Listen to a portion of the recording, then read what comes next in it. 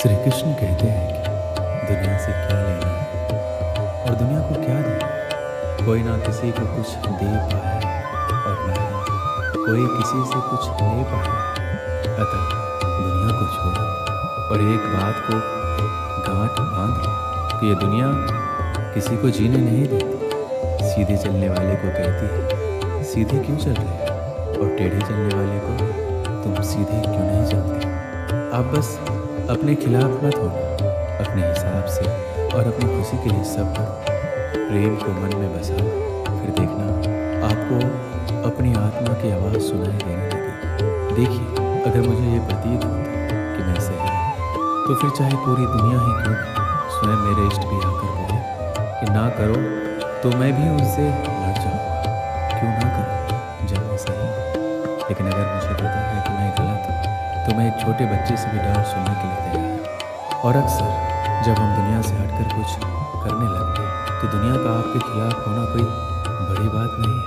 अगर आप सही हो तो डटे रहिए। जो आज आपकी बुराइयां कर रहे हैं कल वही आपके गुणगान करेंगे और दूसरों को आपकी सफलता के किस्से सुनाते नहीं थकेंगे। जब सारी दुनिया आपके खिलाफ होने लगे आपको तब भी वही करना चाहिए जो आपका दिल कहता है और जो आपके परिवार और आपके लिए सही है। आपको काम करते ही रहना चाहिए। एक समय ऐसा आता है कि दुनिया भी आपके साथ ही चलने लगती है। पहले दुनिया उसका विरोध करेगी, बाद में उसका समर्थन भी करने लगती है। आप जो भी करें करते रहें, बस इतना ध्यान रखिए वह आपके और आपके परिवार के लिए और हो सके तो समाज के लिए भी सही है। देखिए, ये तो मानकर ही चलिए आप चाहे कुछ अच्छा करें या बुरा, लोग आपके खिलाफ होंगे। कितने लोग आपके खिलाफ या साथ होते हैं या आपके लोकप्रियता पर निर्भर करेगा। अब बात आता है कि ऐसे समय में क्या करना चाहिए।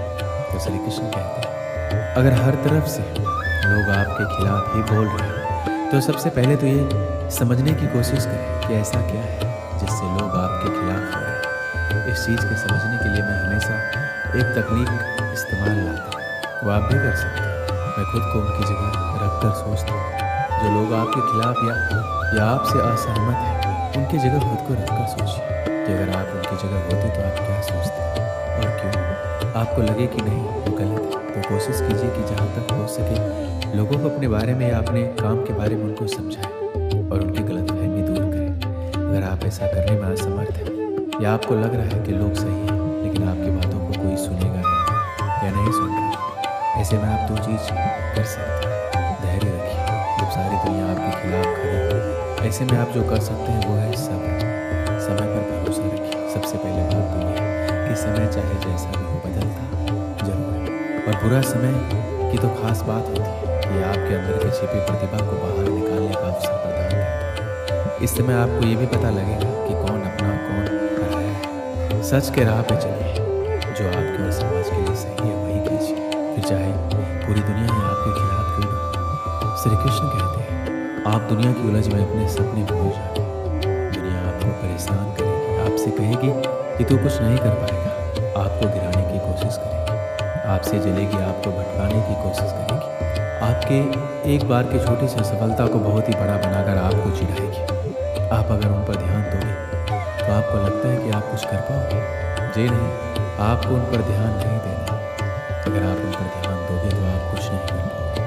बस आपको एक चीज़ सीखनी है, नजरअंदाज और खुद पर विश्वास रखना है। आपकी मेहनत किसी न किसी जगह जरूर दिखेगी। आप बस थोड़ा धैर्य रखिए। आप खुद पर विश्वास रखोगे तो आप खुद उम्मीदों पर खड़े उतरोगे। आप उससे भी बेहतर कर कर दिखाओगे। और अभी तक आपके जीवन में दुनिया का प्रेशर नहीं आया है तो अभी तक सफलता के रास्ते पर आप हो ही नहीं। आप भविष्य में एक चमत्कार से अत्यधिक सफल हो जाते हैं। आप अपने देश में एक सुपरस्टार, एक रोल मॉडल बन जाते हैं। हर जगह आपके बारे में चर्चा, लोग आपको जानना चाहते हैं जब आप अपनी आत्मकथा लिखने का फैसला करते हैं। लेकिन जब आप अपनी आत्मकथा लिखने बैठते हैं तो आप समझते हैं कि आपने ऐसा कुछ नहीं किया जिससे आपको सफलता मिली। आप समझते हैं आपको ये सफलता सिर्फ एक संयोग से मिली है। अगर आपको सफलता के द्वार में जाना है तो आपको सारी हदें पार करनी ही होगी। आपकी जो भी खराब आदतें हो सारी आदतें को छोड़ना है और आपको अच्छी आदतें अपनानी ही होगी। आप कहीं से कुछ भी चीज़ को सीखें तो उसे आप एक बार अपना कर जरूर देखिए। ज़्यादा नहीं तो सिर्फ 10 दिन तो करो।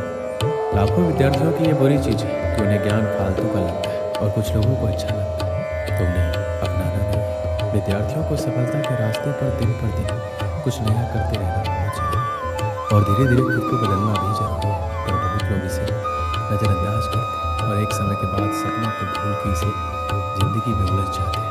कोई भी व्यक्ति आपका सहयोग तब करेगा जब आपके पास कुछ लेने के लिए है। इसलिए जब पूरी दुनिया आपके खिलाफ हो जाए तो ये ऐसा वक्त है जहाँ आपको अपनी कमजोरियों को हटाने का अवसर है। दूसरे दृष्टिकोण में आपको अकेले चलने का एक अवसर भी प्राप्त होता है, जिसमें आप स्वयं आत्मनिर्भर बनकर अकेले लक्ष्य की ओर चलने का प्रयास करते हैं। और जब आप सफल हो जाते हैं तो आपके साथ पूरा संगठन और कायनात आपके सामने होगा। जब हर चीज़ आपके खिलाफ हो रही है तो आपको आगे बढ़ते रहना चाहिए और बिना प्रेरणाहीन हुए अपनी गलतियों का विश्लेषण करते हुए, अपने कमजोर बिंदुओं का मूल्यांकन करते हुए, अपनी कार्रवाई के फल के बारे में सोचे बिना लगातार विफलताओं से सुधार कर सीखना। ये ध्यान में रखते हुए कि एक दिन जब आप सफल हो जाएंगे तो आपको प्रेरित करने के लिए कहा जाएगा, तो आपके पास अपनी पुस्तक के लिए पर्याप्त सामग्री होगी। इसलिए यदि आप महसूस कर रहे हैं कि सब कुछ आपके खिलाफ हो रहा है तो इस पल में भगवान को धन्यवाद करें, क्योंकि वह आपको अपनी आत्मकथा के लिए पर्याप्त सामग्री दे रहा है। आपके जीवन में जो भी समस्या है वह एक न एक दिन जरूर दूर होगा और आपको कभी भी हार नहीं माननी चाहिए। आप अपने जीवन में हर विफलता के साथ विकसित होते हैं।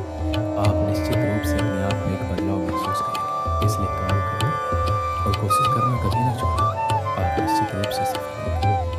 काशी में एक संत रहते थे। उनके आश्रम में कई शिष्य अध्ययन करते थे। कुछ शिष्य की इच्छा पूरी होने पर एक दिन संत ने उन्हें बुलाकर कहा कि अब तुम लोगों को समाज के कठोर नियमों का पालन करते हुए विनम्रता से समाज की सेवा करनी होगी। तो एक शिष्य ने कहा, गुरुदेव, हर समय विनम्रता से काम नहीं चलता। तो संत समझ गए कि अभी भी इसमें अभिमान मौजूद है। थोड़ी देर बाद मौन रहने के बाद उन्होंने कहा, जरा मेरे मुंह के अंदर ध्यान से देखकर बताओ कि कितने दांत रह गए। बारी बारी से सभी शिष्यों ने संत का मुंह देखा और एक साथ बोले कि आपके सभी दांत टूट चुके हैं। तो संत ने कहा कि जीभ है या नहीं। तो शिष्यों ने समझा कि गुरुजी मजाक कर रहे हैं और बोले, उसे देखने की जरूरत नहीं, जीभ अंत तक साथ रहती है। उसने कहा, यह बहुत ही अजीब बात है। जीभ जन्म से मृत्यु तक साथ रहती है और दांत जो बाद में आते हैं वो पहले ही छोड़ जाते हैं, जबकि उनको बाद में जाना चाहिए।